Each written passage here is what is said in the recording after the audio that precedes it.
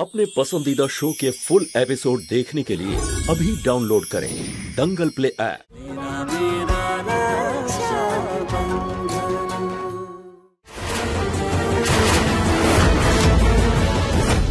কিন্তু কাকা, আপনারা সবাই এখানে কি করছেন? যদি হঠাৎ করেই না আসতাম, আপনার আসল রূপ দেখতাম কি করে? মুখোশ? আমার কোন মুখোশের কথা বলছেন আপনি? মালিক, এসব কি হচ্ছে? এই মহিলা কে আর আপনার ঘরে কি করছে? ভীম সিং, তোমরা যেটা ভাবছো সেরকম কিচ্ছু নয়। ও অতিথি আমাদের। ফুলি জানে ও কোথা থেকে এসেছে, কেন এসেছে। ফুলি বল।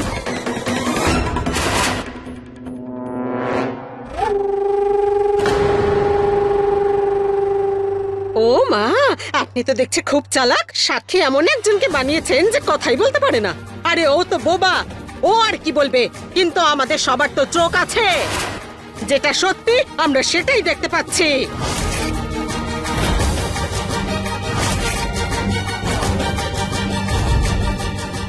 বাবা,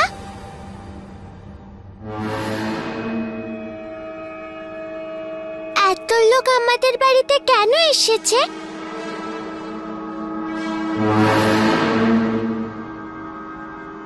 ফুলিমা, আমাদের বাড়িতে এত লোকজন কেন? বাবা, এখানে বড়রা কথা বলছে, তোমরা নিজেদের ঘরে যাও। শিবা, তোমার বোনকে নিয়ে তোমাদের ঘরে যাও। চল বোন, চলে আয়।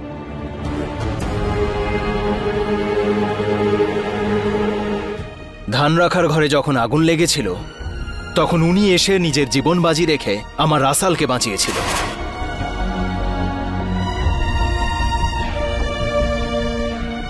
অতিথি আমাদের। তো সেই ঋণ শোধ করার জন্য আপনি এই মেয়েটাকে নিজের বাড়িতে, নিজের ঘরে, নিজের বিছানায় নিয়ে এসেছেন।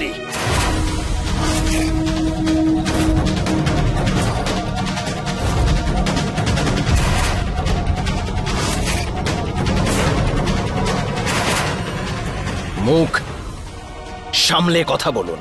নাও দেখুন জমিদার বাবু, দুদিন বাদে আমাদের ফুলিকে বিয়ে করার কথা দিয়েছেন আপনি, আর আজকে এই মেয়েটা আপনার বিছানায় শুয়ে আছে। বড় জমিদার বাবু, আমি আপনার কাছে হাত জোড় করে অনুরোধ করছি, এবার আমার ননদের জীবনের কি হবে সেটা আপনি ঠিক করবেন। কি ঠিক বলছি তো আমি? শান্ত হও, শান্ত হও সবাই। গ্রাম প্রধান উমেদ সিং সৎ আর দায়িত্ববান মানুষ। অনেক সময় চোখের দেখা বা কানে শোনা ভুলও হতে পারে, তাই উমেদ সিং এর একটা সুযোগ পাওয়া উচিত যাতে সে নিজের কথাটা সবাইকে বলতে পারে। কি ঠিক বলেছি তো? হ্যাঁ, আপনি একদম ঠিক বলেছেন। ওনাকে তো কিছু বলার সুযোগ দিতে হবে নাকি? হ্যাঁ ঠিক আছে, আজকে সন্ধেবেলা গ্রামে পঞ্চায়েত বসাও। আমি সকলের সামনে যা যা বলার বলবো।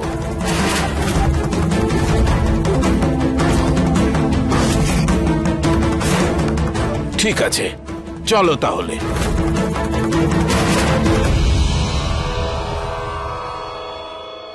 কি হয়েছে? দাদা, এত লোক আমাদের বাড়িতে কেন এসেছে? বাবা তো ঠিক আছে।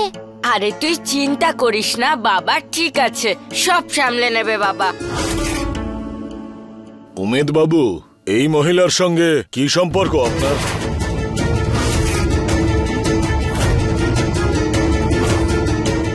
মনুষ্যত্বের সম্পর্ক প্রধান বাবু। আমার মেয়ের জীবন বাঁচিয়েছে। আপনি বলুন, আপনার পরিচয় কি আর আপনার পরিবার সব কোথায়? অভাগিন আমি দাদা, তিনকুলে কেউ নেই আমার। ছোটবেলায় বাবা মা মারা যান, মহামারীতে স্বামী মারা যান। যদি জমিদার বাবু সেদিন আগুনের হাত থেকে না বাঁচাতেন তাহলে তো আমি মরেই যেতাম। আর ভালোই হতো যদি আমি মরে যেতাম, অন্তত এভাবে কলঙ্কিত হতে হতো না আমায়। ঠিক আছে, ঠিক আছে। বাহ, কত রং ঢং যে আর দেখবো। যদি কলঙ্কের কথা এতই ভাবো তাহলে রাত্রিবেলা জমিদার বাবুর ঘরে কেন ছিলে? কে জানে কি কি কাণ্ড করে বসে আছে। আর তার ফল আমার এই বোবা ননদকে ভুগতে হবে। আমি সবার কাছে একটা অনুরোধ করছি, মেয়েটার জগতে কেউ নেই ওর পাশে। যা সিদ্ধান্তই নেওয়া হবে মেয়েটার উপর যেন অন্যায় না হয়।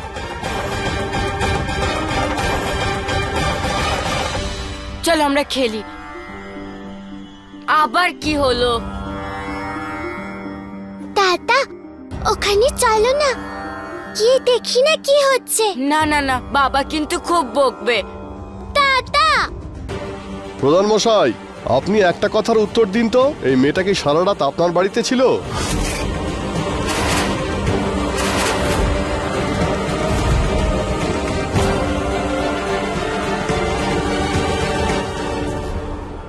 চুপ করে আছো কেন? উত্তর দাও। হ্যাঁ,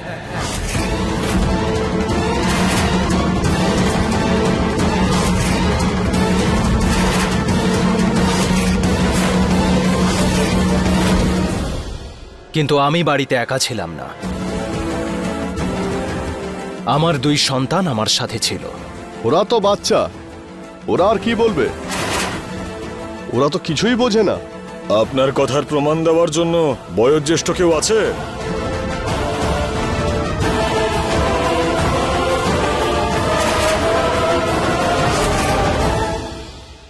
ক্ষমা করবেন আমাকে।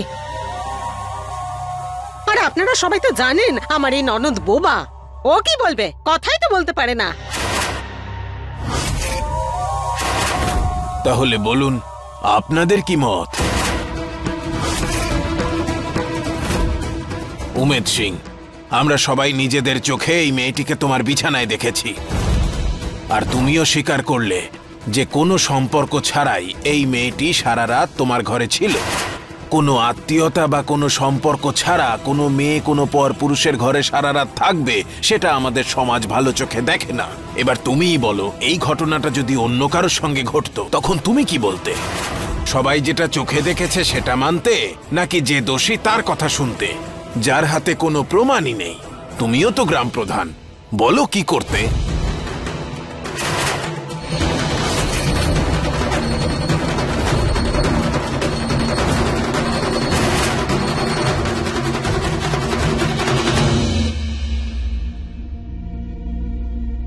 দেখুন, এই মেয়েটাকে তো একটা অপবাদ দেওয়া হয়েছে। এটা তখনই ঠিক হবে যখন আপনি ওকে নিজের স্ত্রী হিসেবে মেনে নেবেন।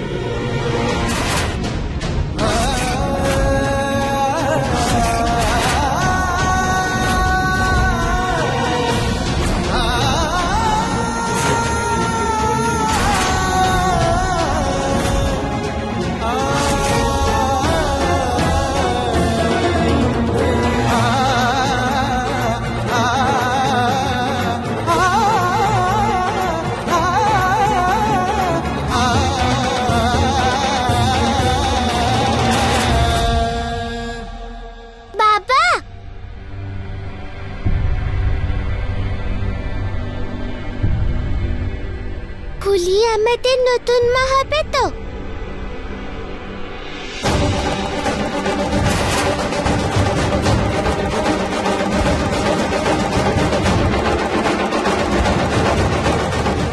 দুদিন পর তুমি ওকে বিয়ে করে নেবে তো?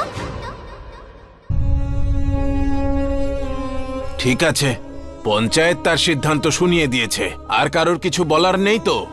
আমার কিছু বলার আছে। দুদিন পরে আমার বোনের বিয়ে মালিকের সঙ্গে হওয়ার কথা ছিল। উনি আমাকে কথাও দিয়েছিলেন, কিন্তু আপনারা এই মহিলার সঙ্গে মালিকের বিয়ে দেওয়ার সিদ্ধান্ত নিয়ে নিলেন। কেউ এটা ভেবে দেখেছেন আমার বোনের কি হবে, আমার ফুলের কি হবে?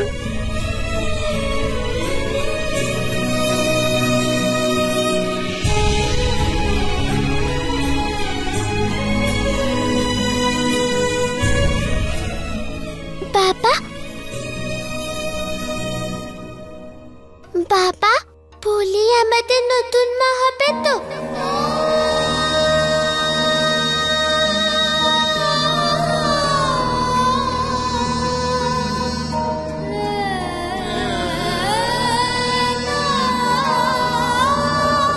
কোনো সিদ্ধান্ত নেওয়ার আগে আমাদের এটা মনে রাখা দরকার যে উমেদ সিং এই গ্রামের গ্রাম প্রধান, আর এই সিদ্ধান্তে তার সহমত থাকা আবশ্যক। আর সেই সঙ্গে এটা দুটো মেয়ের জীবনের প্রশ্ন। তাই আমার মতামত হলো যে কোনো সিদ্ধান্তই যেন তাড়াহুড়ো করে না নেওয়া হয়, ভালো করে ভেবে চিন্তে তবেই সিদ্ধান্ত নেওয়া উচিত।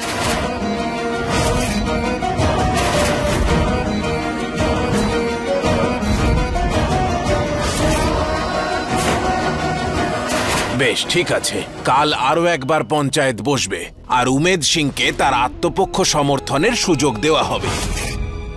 সেটা শোনার পরেই পঞ্চায়েত যে সিদ্ধান্ত নেবে সেটা সবাইকে মানতে হবে।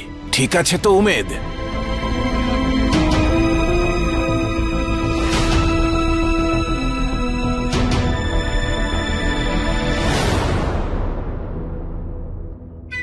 ব্যাস, মাত্র আর একটা রাত। কালকের সূর্য আমার জীবনে একটা নতুন ভোর নিয়ে আসবে। বাহ, বিয়ের কথা দিয়েছেন আমাদের ফুলিকে আর বাড়িতে রেখে দিয়েছেন অন্য একটা মেয়েকে। অন্যদের বেলায় তো আইন কানুন নিয়ম সমস্ত কিছু খুব মানেন আপনি, কিন্তু যখন ব্যাপারটা নিজের ক্ষেত্রে হয় তখন সমস্ত আইন কানুন পাল্টে যায়। আমিও দেখব যে ছোট জমিদার বাবু কালকে কি ভেলকি দেখাবেন।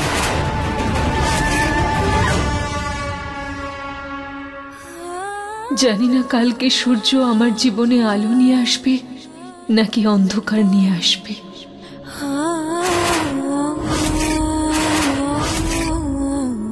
বাবা, এইসব কি হচ্ছে?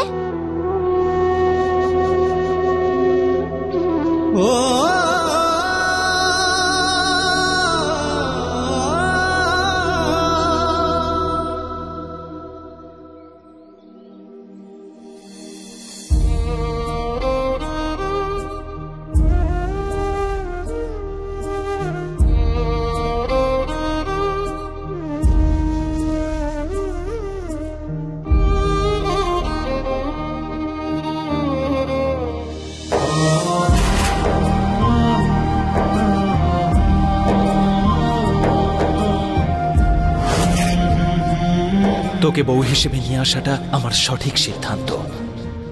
আপনি এই মেয়েটাকে নিজের বিছানায় এনে তুলেছেন। আপনি ওকে বিয়ে করে নিজের স্ত্রী হিসেবে মেনে নিন।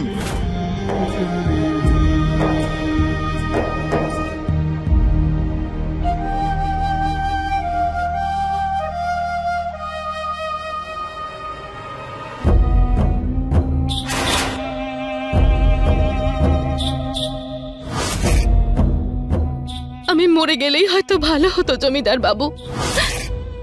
কত অশান্তি হয়ে গেল শুধু আমার জন্য। দম বন্ধ হয়ে আসছিল, ভয় পেয়ে গেছিলাম আমি। সাহায্যের জন্য আপনাকে ডাকছিলাম। ক্ষমা করে দিন আমাকে জমিদার বাবু, ক্ষমা করে দিন। সব আমার ভুল, সব আমার জন্য হয়েছে।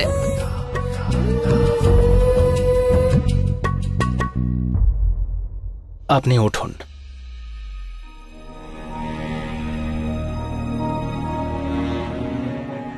দেখুন, যা হয়েছে তাতে আপনার কোনো ভুল নেই। ব্যাস, পরিস্থিতির শিকার আমরা। কি করে জানবো যে এত কিছু ঘটে যাবে? কিন্তু আপনি চিন্তা করবেন না, কারোর সাথে অন্যায় হবে না।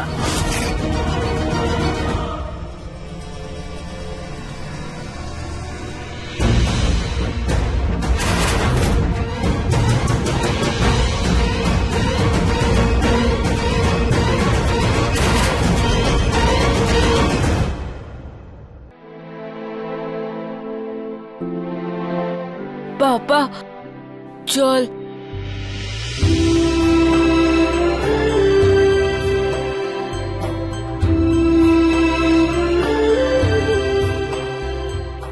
বাবা, তোমাকে চুপচাপ থাকলে একদম ভালো লাগে না। তুমি তো গ্রামের জমিদার, সব সময় সঠিক ন্যায় করো, সবাই তো তোমার কথায় খুশি হয়। কিন্তু আজকে কেন সবাই তোমায় বাজে বলছিল? কারণ গ্রামের লোকেরা কিছু দেখেছে আর সেটাকে অন্যভাবে ভেবেছে। কিন্তু বাবা, আমরা তো এখানে অনেক দিন ধরে থাকি, এখানে সব গ্রামবাসীরাই আমাদের চেনে, ওদের তো তোমার কথায় বিশ্বাস করা উচিত ছিল, তাই না?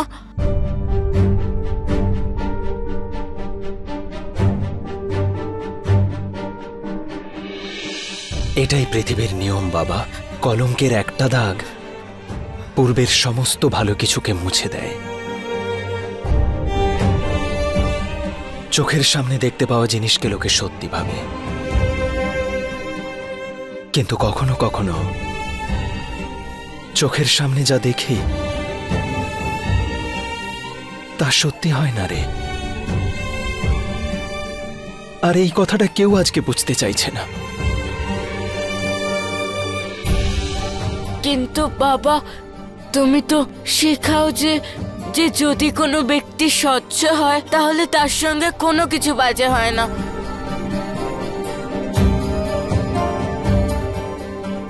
এরকমই হয়তো বাবা।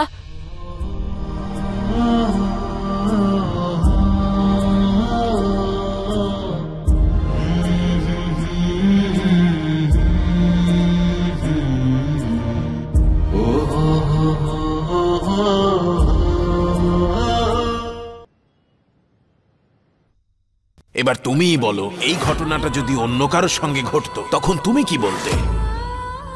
আপনি ওকে বিয়ে করে নিজের স্ত্রী হিসেবে মেনে নিন।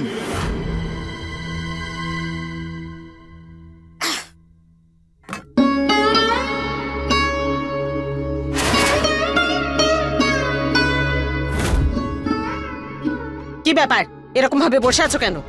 যা হবে কালকে দেখা যাবে, এখন ভালো মতো খাও তো। আমার তো বিশ্বাসই হচ্ছে না মালিক এইরকম করতে পারেন। পঞ্চায়েত তো সিদ্ধান্ত নিয়েই নিয়েছে, ওই মহিলাকে মালিককে বিয়ে করতেই হবে। তাহলে আমার ফুলের কি হবে? সব হয়েছে তোমার এই বোবা বোনের জন্য। আমি তো আগেই বলেছিলাম যে জমিদার বাবু লোক দেখানো বিয়ে করবেন ফুলির সঙ্গে, কারণ ওনার মনে তো এখন অন্য একটা মেয়ে জায়গা করে নিয়েছে। তোমার মুখটা বন্ধ করো না, এসব তোমার জন্যই হচ্ছে। তোমার কি দরকার ছিল গ্রামের সবাইকে ডেকে ওখানে নিয়ে যাওয়ার? আর এতে দোষ আমারও আছে যে আমি তোমার কথা শুনে বড় প্রধান মশাইকে ডাকতে চলে গেলাম। এই ব্যাপারটা আমরা বাড়ির মধ্যেই মেটাতে পারতাম, আর কালকে ফুলির বিয়ে মালিকের সঙ্গে হয়ে যেত। এই শোনো, তুমি চুপ করে থাকো তো। গরিবের কথা বাসি হলেও সত্যি। ভালোই হয়েছে বিয়ে হওয়ার আগেই জমিদার বাবুকে হাতে নাতে ধরেছি। এবার যদি জমিদার বাবু এই বিয়ে করতেও চান তখন তুমি মুখের ওপরে না বলে দেবে। এখন সত্যি তো এটাই, যতই কমতি থাকুক না কেন ফুলির মধ্যে, স্বভাবের দিক থেকে যদি বলো ওই জমিদার বাবুর থেকে আমাদের ফুলি অনেক গুণে ভালো। এখন সত্যি তো সামনে চলে এসেছে, আর যদি বিয়েটা হয় তাহলে ভাবো ভাবো একবার সম্পর্কটা দাঁড়াবে কোথায়। জমিদার বাবু এই কলঙ্ক মাথায় নিয়ে শান্তিতে থাকতে পারবেন? এই ফুলির সঙ্গে বিয়ে হওয়ার জন্য ওই বিধবা মেয়েটার জীবন শেষ হয়ে যাবে।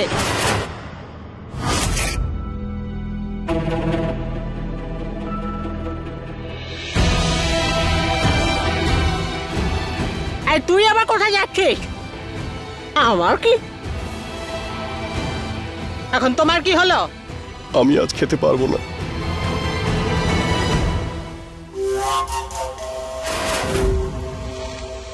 আমার সাদা সিধে জমিদার বাবু বাঁচার জন্য কোনো পথ খোলাই রাখেনি আপনার কাছে।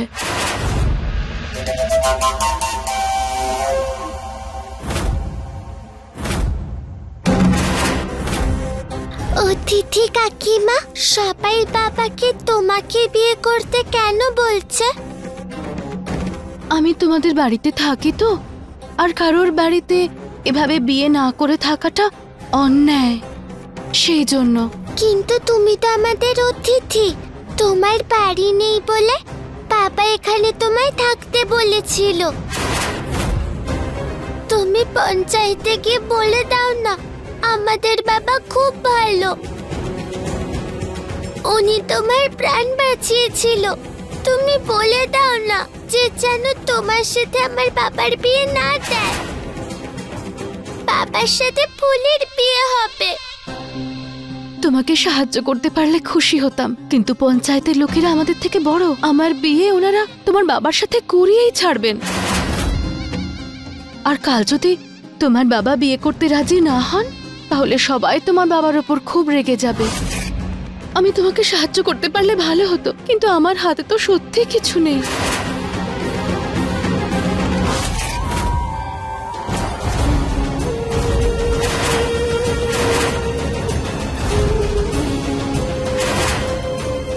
আগুন আগুন!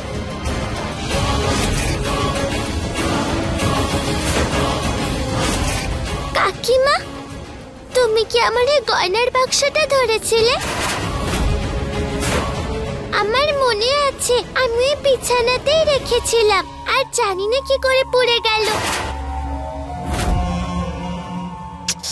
না না সোনা, আমার এরকম খারাপ অভ্যাসই নেই। কারোর ঘরে যাওয়া, কারোর জিনিসে হাত দেওয়া, ছি ছি ছি। কিন্তু এটা তো ওই হলুদ রং যেটা আমি বাক্সটায় লাগিয়েছিলাম। আরে এটা হলুদের দাগ, ওই আমার কেটে যাওয়া জায়গাটাতে লাগাবো ভেবেছিলাম, তাই তখনই লেগে গেছে।